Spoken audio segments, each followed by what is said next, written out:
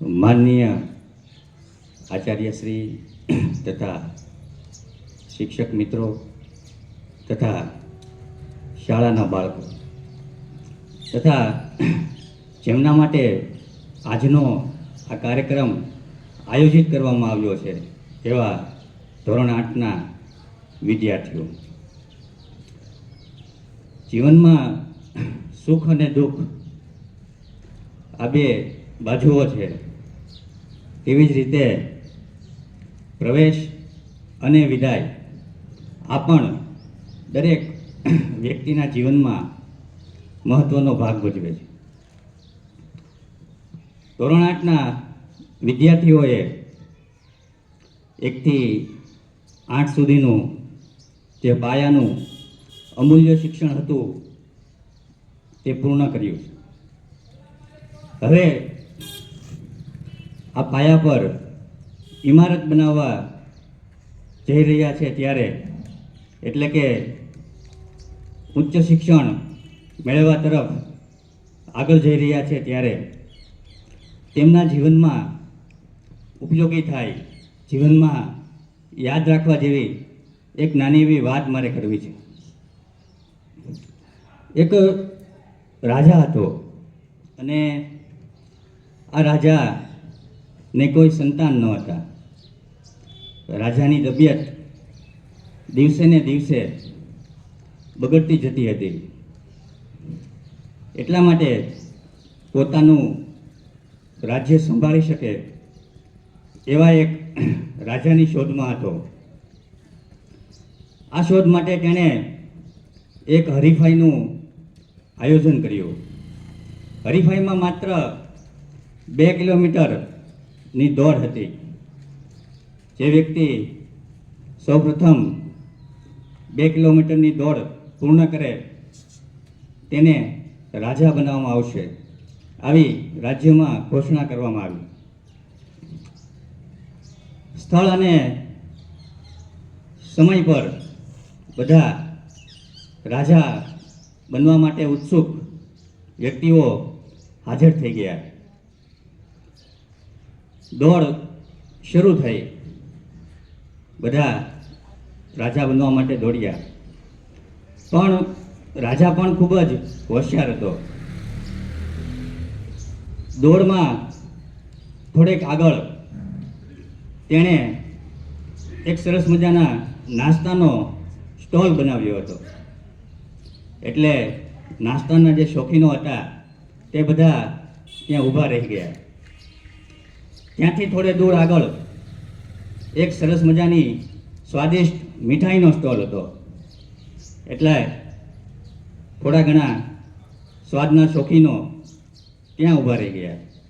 ત્યાંથી આગળ એક સરસ મજાના કપડાની દુકાન હતી.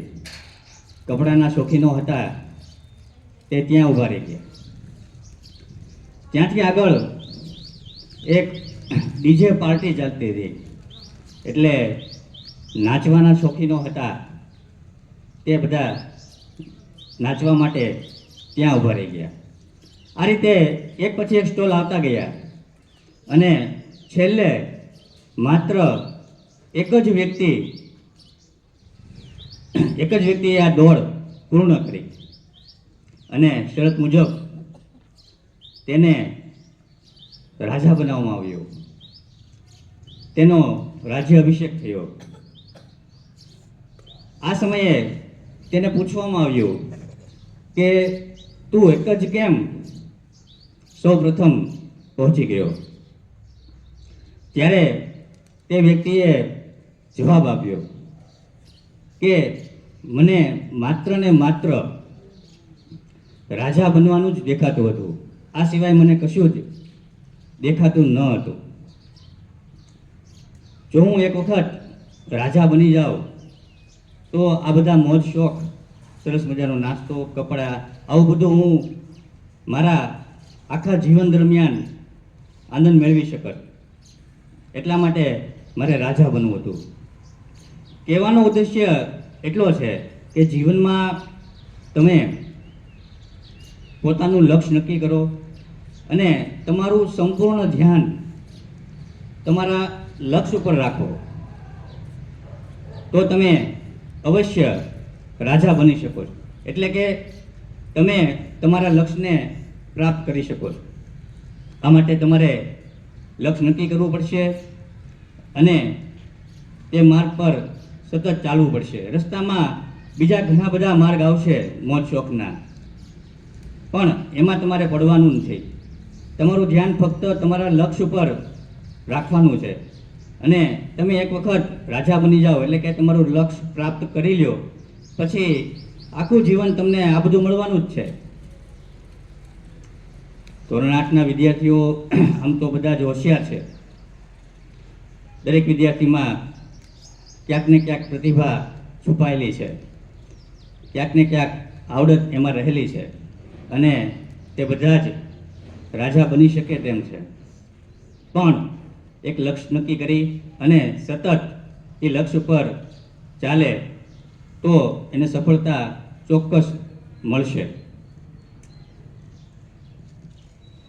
ધોરણ 8ના વિદ્યાર્થીઓને આ સમય દરમિયાન ક્યારેક ખીજાવું પડ્યું હોય છે, તેના સામે થોડાક કડક પગલાં લેવા પડ્યા છે, પણ આ બધું તેના વ્યક્તિત્વના ઘડતર માટે હોય છે. આ માટે અમારે આ બધું કરવું પડતું હોય છે. આજના આ પ્રસંગે ઈશ્વર પાસે એક પ્રાર્થના કે આ વિદ્યાર્થીઓ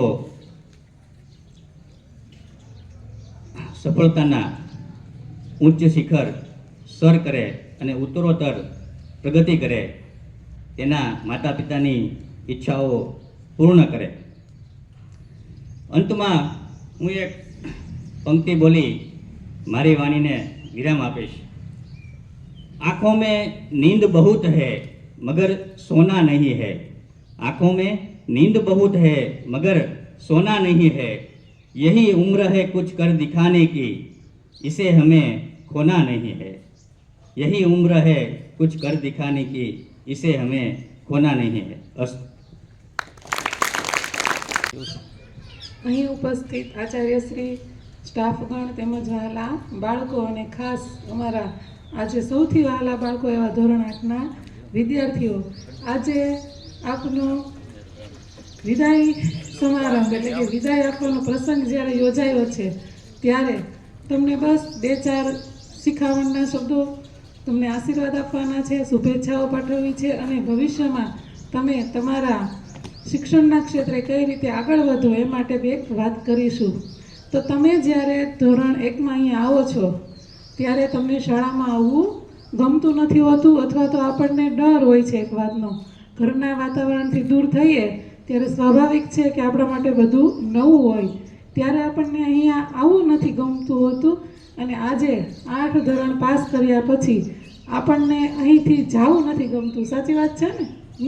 તમે ઘણા દિવસથી વાત કરો છો કે બેન હવે તો અમારે થોડાક દિવસ જ અહીંયા રહેવાનું છે, પછી અમે આંટો મારવા આવશું, મળવા આવશું, પણ જે રીતે તમે અહીંયા આખો દિવસ રહી ભણતા હતા, આનંદથી બધી પ્રવૃત્તિઓ કરતા હતા, એ બધું હવે નહીં થઈ શકે. પણ એ વાતનું દુઃખ હોવા કરતાં અહીંથી તમે આગળ વધો છો, એક નવા પરિમાણમાં મુકાવો છો. ધોરણ 8 પાસ કર્યા પછી જ્યારે તમે માધ્યમિક શિક્ષણ મેળવવા માટે હાઈસ્કૂલમાં જાઓ છો ત્યારે ત્યાં તમારે આ ક્ષેત્ર કરતાં થોડુંક વધારે ઊંચું સ્તર આવશે ભણતરના માધ્યમથી, સામાજિક રીતે.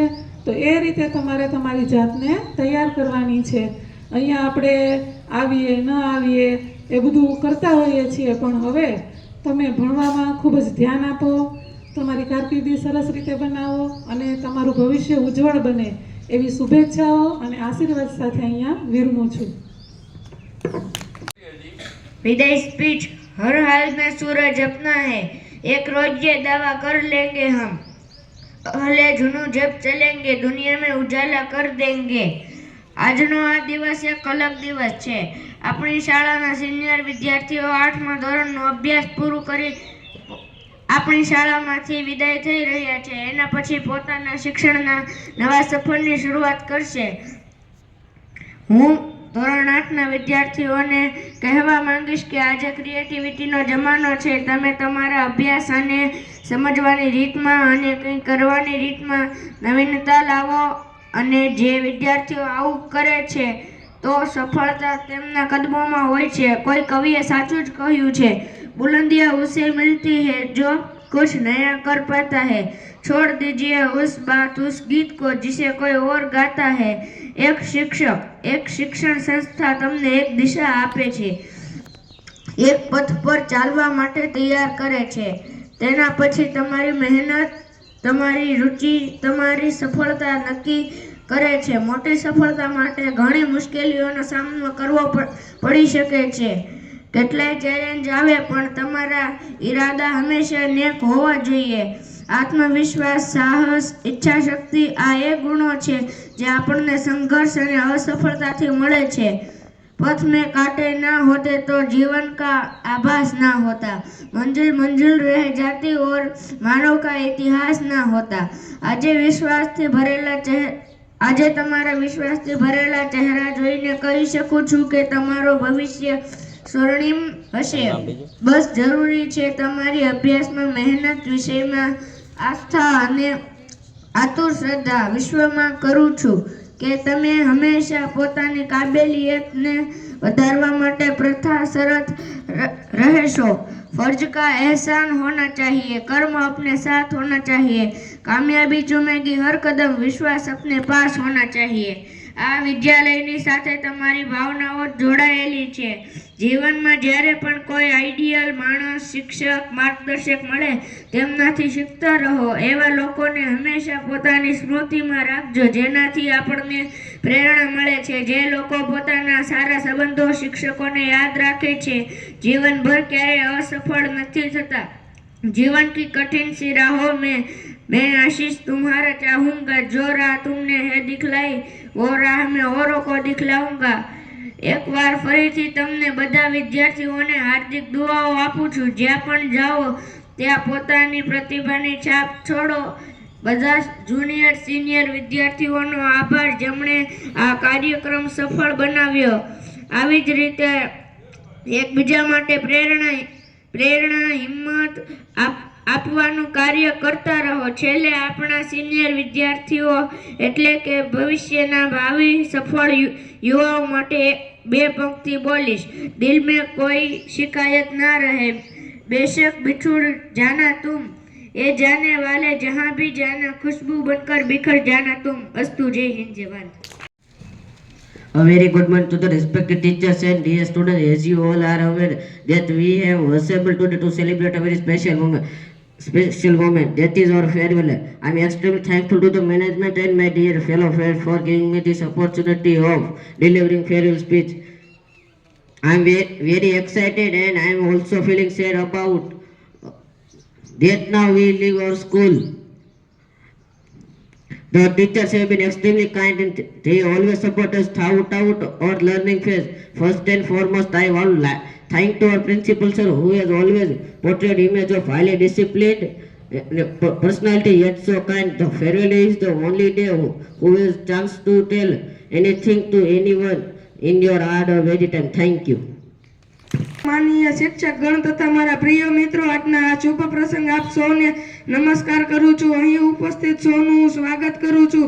આપણે જાણીએ છીએ કે આજે શાળાનો છેલ્લો દિવસ છે અને હું બધાને અલવિદા કહું છું. આજનો દિવસ ખુશી અને દુઃખનો બંનેનો દિવસ છે. ખુશીનો એટલે કે આપણે આપણા ઉજ્જવળ ભવિષ્ય તરફ વધી રહ્યા છીએ અને દુઃખનો એટલે કે જે શાળામાં આપણે એક જ સાથે ભણ્યા, મોટા થયા અને સારા મિત્રો અને શિક્ષકો મળ્યા, એવી શાળા શિક્ષકો અને મિત્રોને અલવિદા કહેવાનો સમય આવી ગયો છે.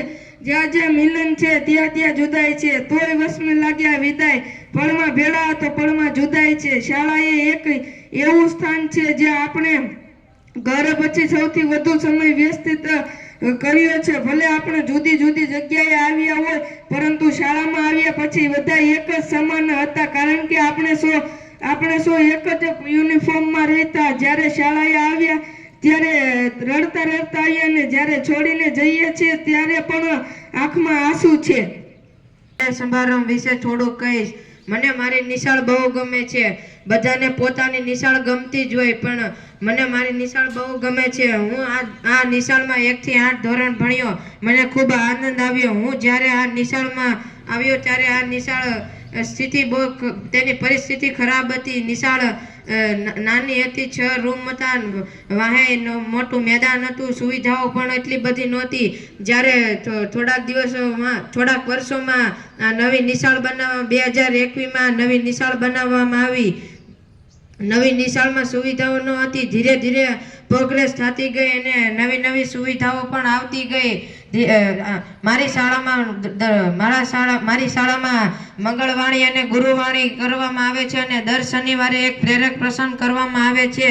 આ જોઈને મને ખૂબ આનંદ આવે છે કે મારી શાળામાં આવી બધી સુવિધાઓ છે અને મને ખૂબ આનંદ આવે છે.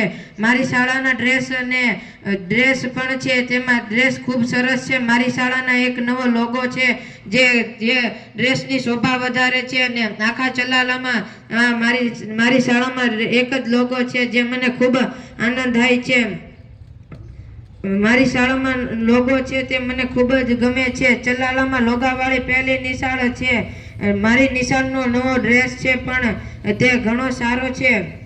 અમે દર શુક્રવારે ક્રિકેટ રમવા જઈએ છીએ. મને મારી નિશાળ બહુ ગમે છે. મારી નિશાળમાં ઘણી બધી સુવિધાઓ છે.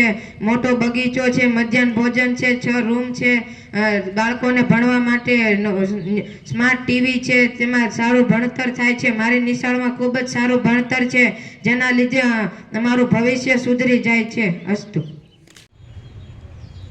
આજે હું આપણી શાળામાં ધોરણ 8ના વિદાય સમારંભમાં થોડુંક કહીશ. હું પહેલું ધોરણ ભણતો ત્યારે નિશાળે ન આવતો અને ઘરે વયો જતો, અને 5મા ધોરણમાં ભણતા ત્યારે શોભાબેન ભાગ ખાવાની ના પાડતા અને ખીજાતા તોય ભાગ ખાતા.